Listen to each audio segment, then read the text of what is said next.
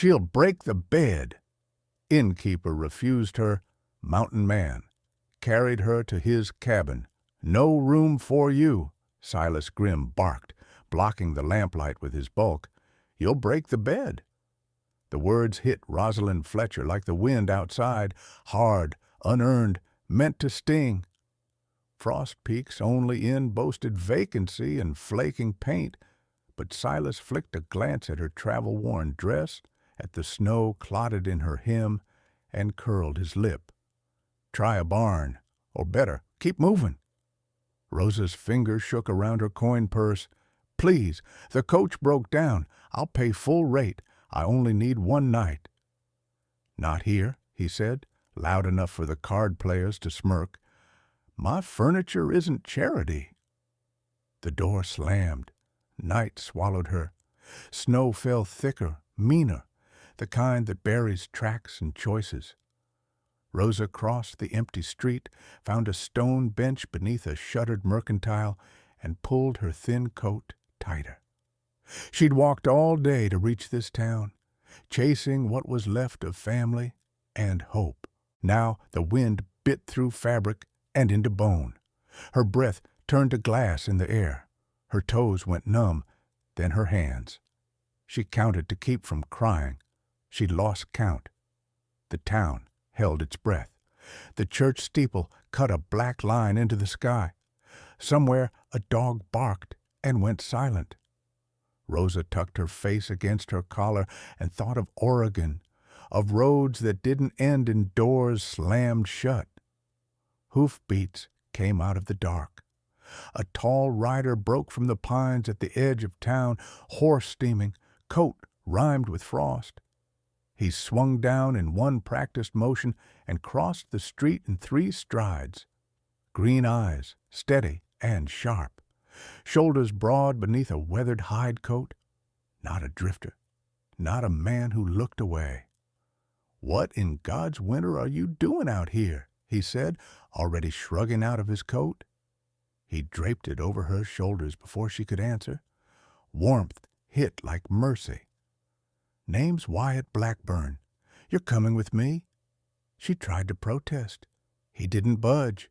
He lifted her, effortless, certain, and turned his horse toward the mountain, but not before raising his voice to the inn's lit window. Silas Grim, you left a woman to freeze. I'll see every soul from here to the pass hears it. If you're listening in Hanoi or Houston, on a night bus or a quiet porch, tell me where you are, because you know this moment, the one where a stranger's decency changes the ending. The wind chased them up the trail like a hungry thing. Snow hissed against Wyatt's coat as he held the reins with one hand and Rosa closed with the other. She could feel the strength in him, not the cruel kind that men used to take, but the steady kind that kept others alive. Inside his arms, Rosa shivered less. The smell of pine and smoke clung to him, grounding her in something solid. You didn't have to do this, she said softly, her breath fogging the night air. Wyatt's reply was low and even. I couldn't ride past and leave you there. No decent man could.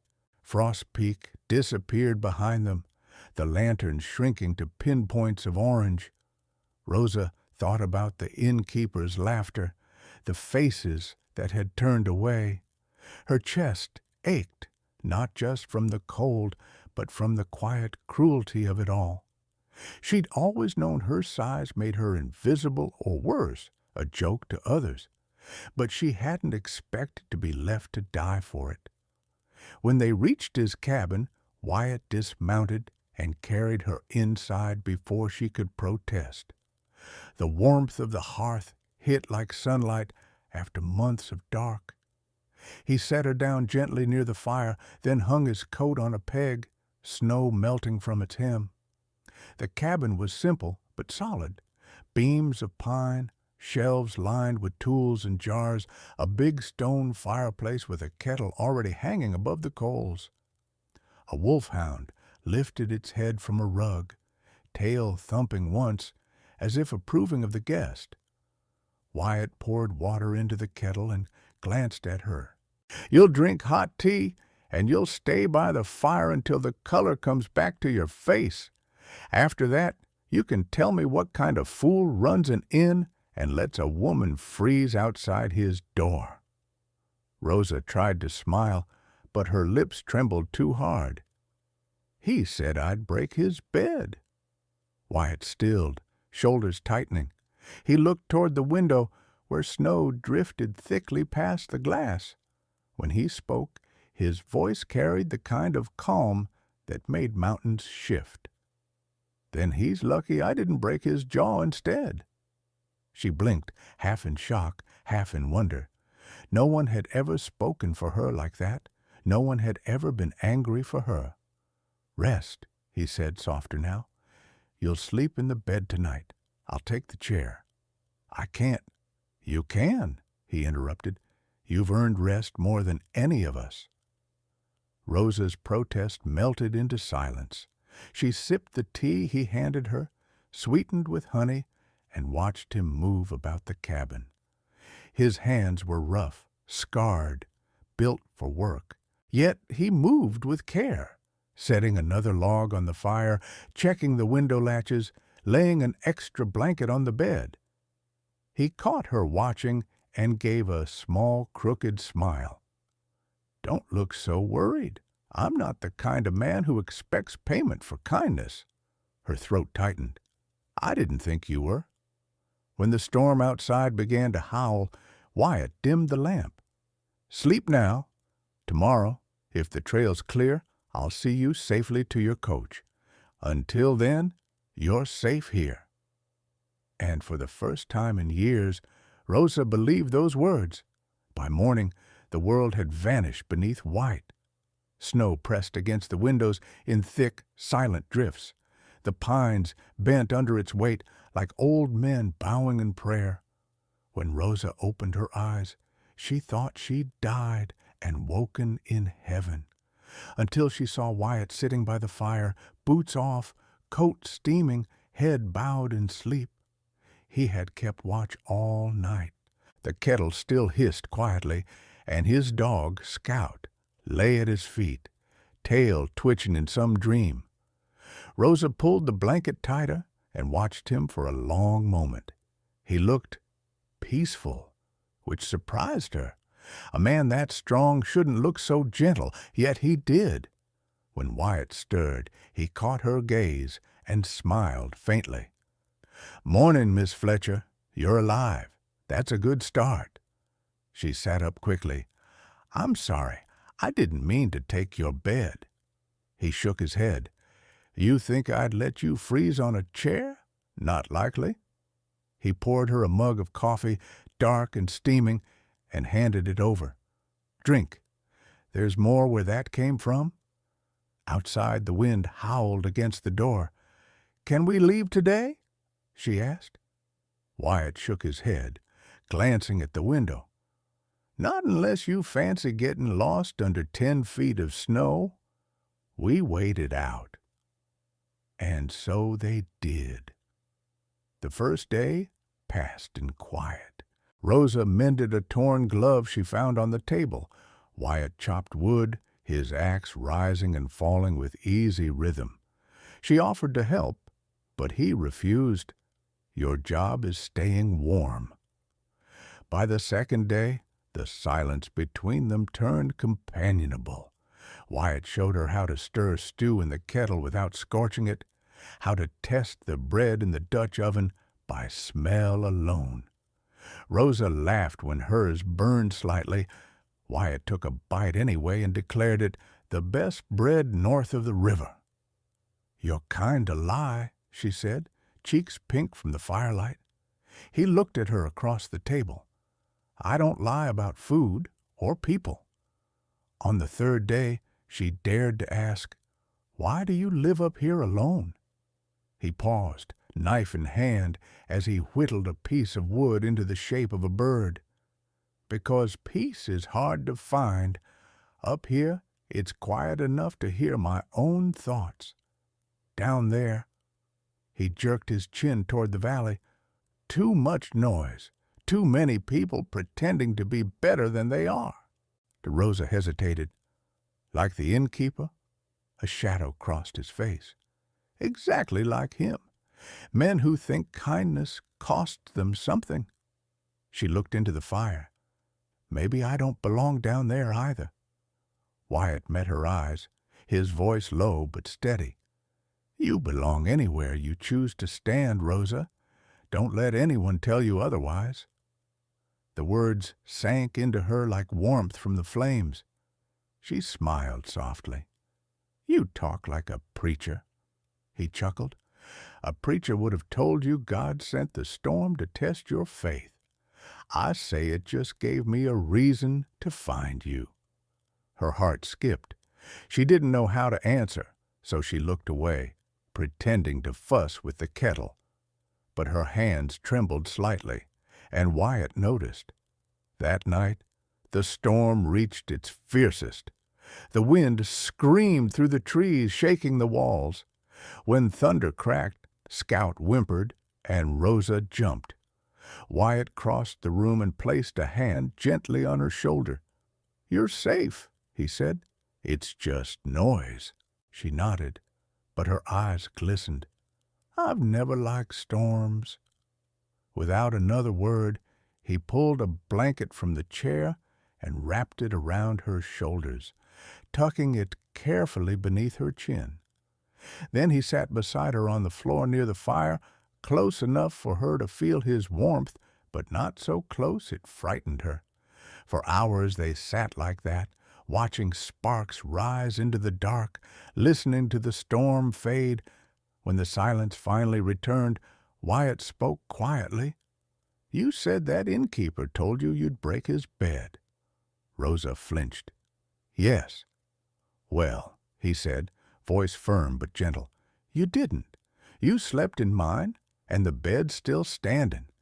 Maybe what really breaks a man's furniture is his pride, not a woman's weight. She laughed through her tears. It was the first real laugh she'd had in months. Outside, the blizzard began to die. Inside, something else began to live. By the fourth morning, the snow had stopped. The sky was an aching blue, so bright it almost hurt to look at after days of white. Smoke curled gently from the chimney, and the world outside glimmered as if dusted with glass. But inside Wyatt Blackburn's cabin, time had slowed into something softer, something Rosa had never known she could have. She woke to the scent of coffee and the faint hum of a man's voice. Wyatt stood by the fire, stirring a skillet of bacon and eggs. His dog, Scout, lay under the table, tail thumping lazily. For a brief, fragile moment, Rosa forgot who she was supposed to be. The unwanted traveler, the woman laughed at for taking up too much space, and simply breathed. Morning, Miss Fletcher, Wyatt said when he noticed her awake. I hope you're hungry. I shouldn't eat your food, she said, embarrassed. You've already done too much. He looked over his shoulder with that quiet half-smile of his. You're in my home. That makes you my guest, and my guests eat first. Rosa blushed, ducking her head. I'm not used to being treated like that. Wyatt slid a plate in front of her and sat across the table. Then it's about time someone started. They ate in companionable silence, the crackle of the fire filling the pauses. After breakfast, Rosa insisted on washing the dishes despite his protests. She rolled up her sleeves and hummed softly, a tune her mother used to sing while cooking. Wyatt leaned against the doorway watching her. There was grace in her movements, quiet and unhurried, the kind that came from years of endurance rather than ease. He realized he hadn't heard humming in this cabin since the war. As days stretched into a week, a rhythm formed between them. Mornings meant chores. Wyatt split wood while Rosa fed the chickens and tidied the small kitchen. Afternoons brought small lessons. He taught her how to light the stove, how to tell when a storm was coming by the smell in the air, how to saddle a horse. Evenings were for stories and laughter by the fire. One afternoon, Rosa found Wyatt outside repairing the barn roof. She hesitated before calling up, "Can I help?" He looked down, amused. "You afraid of heights?" "I'm afraid of boredom," she said with a spark of boldness that surprised them both. He laughed, a deep, rich sound that filled the cold air. "All right, then. Hand me those nails." When she climbed halfway up the ladder to pass them, he noticed her hands trembled slightly. "Careful," he said, steadying the ladder. "You trust me?" Rosa met his gaze. "I do now." For a man who'd lived most of his life expecting betrayal, those 3 words hit him harder than any bullet ever could. That night, Wyatt brought out his old guitar, a battered thing missing 1 string, and began to play softly. The tune was rough, uneven, but the sound filled the cabin with warmth. Rosa sat by the fire sewing a torn hymn, listening. After a while she said quietly, "You play like someone who used to be happy." Wyatt's hand stilled.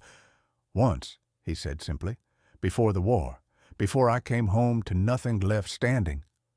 Rosa lowered her needle. "I'm sorry," he shrugged. "Don't be. That's life.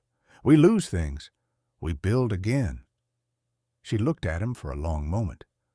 "You built this place with your hands. You built safety out of silence. But maybe you're supposed to build something else now." Wyatt's voice softened. "Like what?" Her eyes glistened in the firelight. "A home that isn't empty." The words hung between them, fragile and true. He set down the guitar and leaned forward. "You've already done that, Rosa." Later that night, when she went to her room, Rosa found a folded blanket neatly placed at the foot of her bed. On top of it lay a single wildflower, tiny, white, impossibly alive despite the cold outside. She smiled through tears. No man had ever given her a flower before. Outside, snow still covered the world, but inside that cabin, something was blooming, slowly, quietly, stubbornly, between 2 souls who had long stopped believing in spring. By the time the snow softened enough to travel, a week had passed. Rosa stood at the doorway of the cabin, her travel bag in hand, her heart heavy. The path that led down the mountain glittered under the weak sunlight. It was freedom, technically, but the thought of leaving felt more like loss. Wyatt saddled his horse in silence. Scout circled restlessly, sensing the change. "Trail's clear enough now," Wyatt said finally, his voice low. "I can take you back to Frost Peak. The coach'll come through in 2 days." Rosa nodded, but her fingers twisted in her skirt. "You sound disappointed." He looked up sharply. "I ain't. You need to get where you're going." "But you don't want me to," she said softly. Wyatt hesitated, then let out a slow breath. "You belong to a world that doesn't leave people behind in the snow. Mine's made of storms and quiet. Don't seem right to ask you to stay in it." Rosa gave a faint smile. "You make it sound like your world isn't exactly where I belong." He looked away, tightening the saddle straps a little too hard. "The world ain't kind to women like you, Rosa. And I don't just mean the weight. You're too honest. Too good. Men like Silas, hell, they don't know what to do with that kind of woman except try to break her spirit." Rosa stepped closer. "Then maybe I'll just stay with the man who broke Silas instead." Wyatt froze, eyes meeting hers, but before he could answer, a gust of wind carried the sound of hooves from below, the kind of rhythm that didn't belong to travelers, but to trouble. They reached Frost Peak by noon. The town had changed in whispers. People turned to stare as Wyatt rode through with Rosa seated behind him. A woman by the bakery whispered to another, loud enough to hear, "That's the one Silas turned out. Stayed up in the woods with him all week, alone." Rosa's cheeks burned. The shame she thought she'd left behind surged up like bile. She wanted to disappear. Wyatt felt her stiffen against him and stopped the horse outside the general store. "Don't you dare drop your eyes," he said, voice low but fierce. "They only win when you believe them." Rosa swallowed hard. "They think I'm ruined." "They don't get to decide that," Wyatt growled. "They never did." Inside the store, the gossip followed them like smoke. The shopkeeper, Mrs. Calloway, eyed Rosa over the counter. "Well, well, Miss Fletcher, wasn't it? I heard you've been keeping unusual company." Rosa's voice trembled, but she managed. "Mr. Blackburn saved my life." Mrs. Calloway's lips twisted. "Oh, I'm sure he did." Wyatt stepped forward, resting both hands on the counter. "Ma'am, you'd do well to remember what saving a life means before you judge the man who did it." The room fell silent. Mrs. Calloway flushed and turned away. Rosa exhaled shakily. Outside, Wyatt's jaw was tight. "You see why I said you don't belong in this place?" Rosa stopped walking. "No, Wyatt, I see why you don't." He turned to her then, his anger melting into something raw. "You think I don't care what they say? I've lived with that noise my whole damn life. I can take it, but I can't stand hearing them say it about you." "Then let them talk," she said, voice trembling but steady. "They talked when I was silent. They'll talk when I'm gone. But this time I have something worth staying for." Wyatt blinked, startled.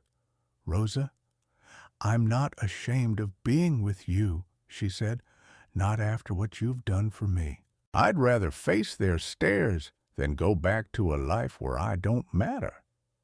He took a slow breath, stepping closer. "You sure you mean that?" She met his eyes. "With everything I am." That night the storm came again, but this time it was of whispers, not snow. Word spread fast. The mountain man had stolen the stranded woman's virtue, and the innkeeper he humiliated was out for revenge. Silas Grimm had gone to the sheriff, demanding justice. Wyatt's past, one he'd buried deep, was dragged up with the gossip. He'd once been a Union scout, accused of killing men without orders. The sheriff didn't care about the truth, only about the noise stirring in his quiet town. By morning, a warrant hung on the Frost Peak notice board. Wyatt Blackburn, disturbing the peace, assault, threats of violence. Rosa saw it first. Her hand shook as she turned to Wyatt, who stood quietly beside her, eyes unreadable. "So this is how they thank you," she whispered. Wyatt gave a humorless smile. "Folks don't like debts that remind them they're cruel. What will you do?" He met her gaze steadily. "Protect what's mine." And before she could ask what he meant, he added quietly, "That includes you." The next morning broke gray and cold. The wind carried a bite sharper than steel, and the whole town of Frost Peak seemed to hold its breath. Word had spread. Silas Grimm was coming for the mountain man. Not alone this time, but with the sheriff and 3 of his hired hands. Wyatt was outside the general store loading supplies into his wagon. He moved with calm purpose, though every sound, the creak of the boards, the jingle of a spur, felt heavy with warning. Rosa stood near the horse, clutching her shawl, watching every move. "Wyatt," she said quietly, "they'll twist the truth. They'll say you attacked him unprovoked." He gave a faint, grim smile. "Wouldn't be the first time they said things that weren't true." She stepped closer, her voice trembling. "Then let's leave, now, before they come." He looked down at her, his eyes soft but firm. "If we run, we prove them right. And I've spent too many years letting other men write my story." Before Rosa could answer, the sharp rhythm of hooves echoed through the main street. The crowd parted as Silas Grimm rode in, flanked by the sheriff and his men. He wore a smug grin, the kind of man who believed cruelty was power. "There he is," Silas shouted, pointing a gloved hand. "That's the savage who threatened me and kidnapped this woman." Wyatt didn't move. "You know that's a lie, Grimm." The sheriff, a weary man caught between politics and conscience, shifted uneasily in his saddle. "Wyatt, best you come quiet. Let the court settle it." Wyatt's voice was calm. "Court in this town belongs to men like him. There's no justice waiting in that building." Silas barked a laugh. "Listen to him, too cowardly to face the law." Wyatt took a slow step forward, and his voice turned cold. "You left a woman to freeze to death because of your pride, and now you call yourself a man of law?" The crowd murmured. Silas's smirk faltered for an instant, then hardened. "That fat whore should have known her place. I don't owe kindness to people like her." The words cut through Rosa like a blade. She felt her vision blur, not from shame, but from fury. For the first time in her life, she didn't shrink from the laughter, didn't bow her head. She stepped forward, placing herself between Wyatt and Silas. "Enough," she said, her voice shaking but clear. "You don't get to talk about me like that, not anymore." The crowd went silent. Even the wind seemed to pause. "I begged you for a room that night," she continued, "not pity, just shelter. You turned me away because of how I look. You told me I wasn't worth your furniture. But this man," she gestured to Wyatt, "carried me through a storm and gave me his only bed, while you sat in warmth and pride." Her voice gained strength. "So, if you're here to humiliate him, you'll have to humiliate me too. And I won't make it easy for you." A low murmur rippled through the onlookers. Admiration, disbelief, something shifting in the air. Silas's face turned red with rage. "You shut your mouth, girl."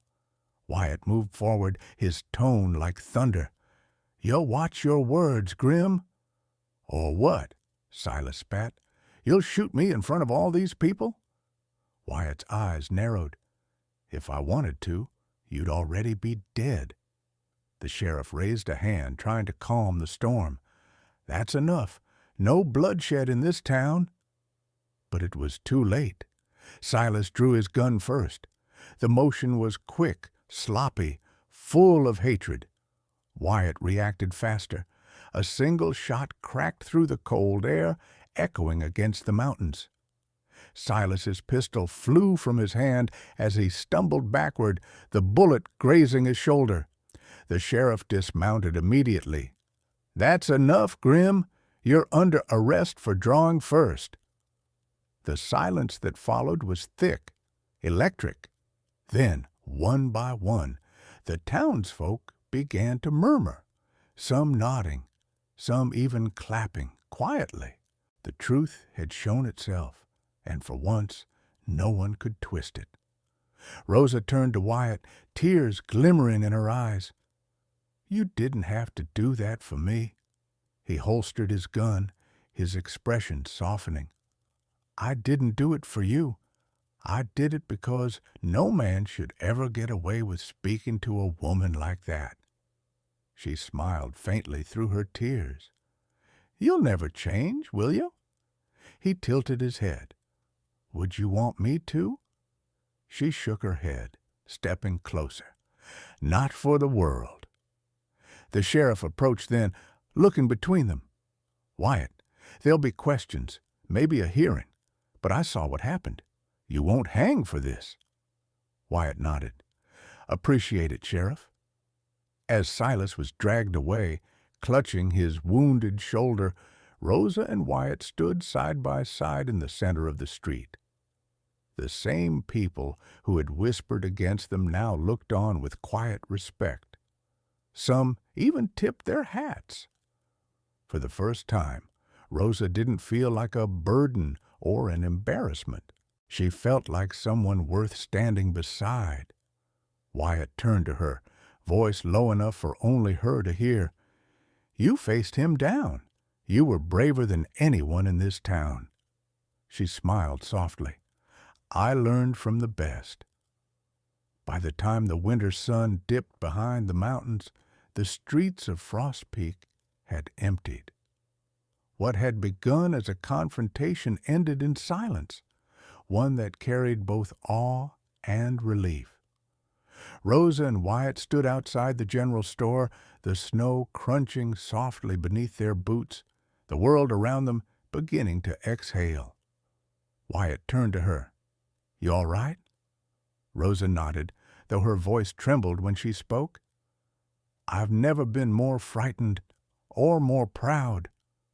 He looked at her for a long moment, eyes warm beneath the hard edges of his face. "You did that," he said softly. "You stood up to a man who's been bullying half this town for years. You didn't need me to save you. You saved yourself." Rosa smiled faintly.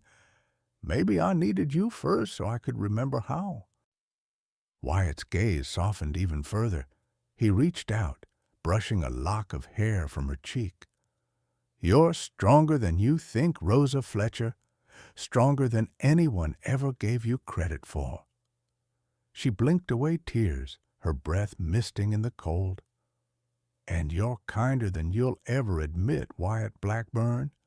He chuckled, the sound low and rough. "Don't let that get around. I've got a reputation to protect."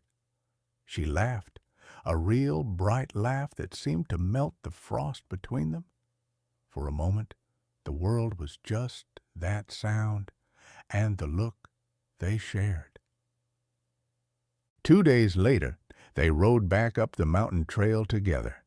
The town watched them go, some with respect, some with quiet shame. But no one stopped them. Wyatt didn't speak much on the ride, though Rosa knew his silence wasn't anger. It was peace. When they reached the cabin, the smoke from the chimney rose again, curling against a twilight sky painted with violet and gold. Rosa climbed down from the horse and stood for a moment, looking at the home that had once been a stranger's refuge and now felt like destiny. "It feels different," she said softly. Wyatt dismounted and tied the horse. "It is different, because now it's ours." He opened the door for her. Inside, the cabin was exactly as she remembered, warm, safe, filled with the scent of pine and firewood. But there was something else now, a sense of belonging, of us. Wyatt poured her a cup of coffee and sat across from her at the table. "Rosa," he began, his voice hesitant in a way she rarely heard, "I've lived most of my life thinking there wasn't a place in the world for someone like me. But when I found you in the snow that night, for the first time, I wanted to build something that would last." Her hand trembled slightly as she reached for his. "You already have." He looked down at their joined hands. "I know the world won't stop talking. They'll say I'm a fool or you're undeserving, but I don't care. If I've got you here, if I've got this, I've got more than I ever thought I'd deserve." Rosa smiled, tears glimmering. "They said I'd break the bed," she whispered, voice filled with emotion. But all I broke was the walls around your heart. Wyatt's throat tightened. You sure did. He stood, moving to the fire, and then turned back to her. Rosa Fletcher, will you stay here with me? Not for a week or a season, forever? She rose slowly, her eyes locked on his. Wyatt Blackburn, I already decided that the night you carried me out of that storm. He crossed the distance between them, cupping her face with calloused hands. Then I guess I should stop calling you Miss Fletcher. She smiled through her tears. And start calling me what? He kissed her forehead. Home. That night, the cabin glowed like a lantern against the dark wilderness. The fire crackled, snow drifted softly outside, and the wind sang low against the eaves. Rosa sat curled beneath Wyatt's arm on the bearskin rug, listening to his heartbeat beneath the steady rhythm of the flames. For the first time in years, she didn't feel too much, too heavy, too unwanted, too anything. She simply was. Wyatt traced slow circles on her hand, murmuring, You're safe here, Rosa. You always will be. She looked up at him, her voice trembling. And you? He smiled, that rare, quiet smile that only she'd ever seen. I've never been safer in my life. Outside, the storm had passed. Inside, something new had taken root, a kind of peace neither of them had believed in until now. They said she'd break the bed, but what she broke was silence. The silence of cruelty, of judgment, of years spent believing that worth had a number, a size, a shape. Rosalind Fletcher was turned away that night, laughed at, humiliated, left to die in the snow. But fate sent her a man who didn't see too much. He saw enough. Enough kindness, enough courage, enough heart to thaw even the coldest mountain. And that's what love truly is, isn't it? Not the spark at a dance hall or the promise of perfection, but the steady hand that lifts you when the world decides you don't belong. Wyatt Blackburn didn't rescue a damsel in distress. He found his equal in a woman the world had dismissed. He built no mansion, no fortune, only a cabin with walls that knew laughter again. He carried her once through a snowstorm, and for the rest of his life she carried him through quiet mornings, soft fires, and the peace of knowing they had both been chosen finally for who they really were. So maybe you're listening from somewhere far away tonight. A city that never sleeps, a farmhouse under the rain, a small apartment with one lonely cup of tea still steaming beside you. Wherever you are, let this story remind you, you are not too heavy for love, you are not too much for kindness, and you are never beyond rescue, because sometimes the ones who were turned away from every door end up building the warmest home. Tell me, where in the world are you hearing this story tonight? And do you still believe, like Rosa and Wyatt did, that love can find us even in the coldest storm?